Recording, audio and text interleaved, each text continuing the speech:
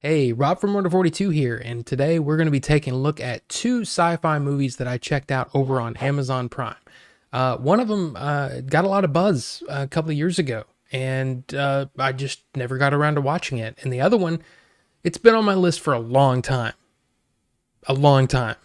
Finally get around to watching it. The first was The Vast of Night, and the second is Europa Report. Let's check them out. Written and directed by Andrew Patterson, The Vast of Night tells the story about a switchboard operator and radio DJ who both discover a strange audio frequency which could change the future forever.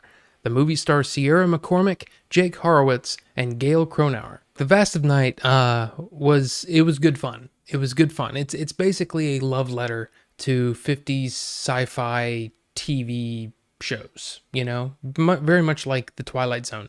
I mean, there's even kind of this thing where it almost looks like you're watching an episode of like The Twilight Zone. But yeah, I mean, it's a really fun movie. There's some really cool drone shots that are used throughout the movie where it almost doesn't look like a drone, and then there's times when, I mean, I'm guessing they had to catch the drone and then move the drone like a camera. I mean, it's some really cool stuff, and I was really impressed with it. The setup of the characters has a very Spielbergian kind of feel to it. I mean, there's this sharp, quick, dialogue, and people are walking, and the camera's always moving, following them, with whatever they're doing, and it's got this thing where I don't know if it's a Spielberg thing or what, but it's when characters are sort of talking over each other, and it just has a really, really fun feel to it. The problem with it is that it seems like it goes on just a bit too long.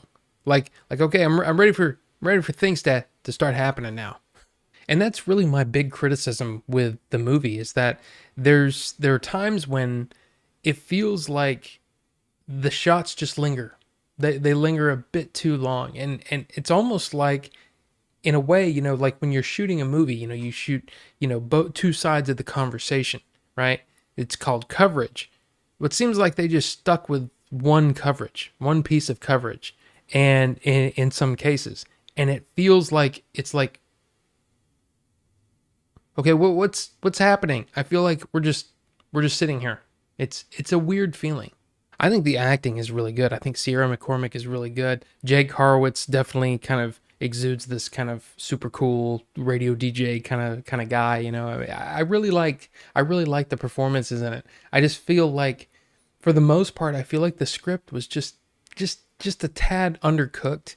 Like it almost felt like there was something that needed to happen toward the end to really kind of give you that gut punch at the end. But other than that, like I said, it was a pretty good time. Overall, I'd give this a 3 out of 4 stars. I mean, I'd still recommend watching it, even with like I said, it kind of feels like it's just a little bit half baked, but yeah, it's a good time, especially if you have Amazon Prime. I would definitely recommend you checking it out. Next up is Europa Report. Directed by Sebastian Cordero, Europa Report is about an international crew of astronauts who undertake a privately funded mission to search for life on Jupiter's fourth largest moon. The movie stars Christian Camargo, Anamaria Marinca, Michael Nyqvist, Daniel Wu, Karolina Wydra, and Sharlto Copley. Look, Europa Report was just surprise after surprise after surprise. I mean, it's like not only just like the actors that were in it, some people that I'm like, oh yeah, I've seen them before. Oh, that's interesting. Or, just the amazing set design. I mean, everything, the special effects were really effective in a lot of ways. I really, really enjoyed this one. And the story is basically told through like almost like found footage in a way. Just imagine if they'd recovered a bunch of footage, like the onboard, shuttle footage almost, you know what I mean? Like inside the cockpit, inside the cabin, and they sort of were trying to piece together what's going on. It's really, really fun. I mean, this movie was, like I said, just a big surprise to me. There is tension through this movie that is beyond anything that I'd really expected. Like, I was like really nervous for some of the characters. And one of the things I also want to bring up is the science seems really like well done. I wonder if they had some people from NASA actually sort of, you know, consulting on this, and giving their points of view and saying, well, that really wouldn't happen, but maybe if you did this. The story and the science behind it, right? That's it's almost like the setting is just it's so well done that like I said, surprised. I'd seen a lot of criticisms about the special effects and the visual effects, and I disagree like wholeheartedly. I think this movie was very effective.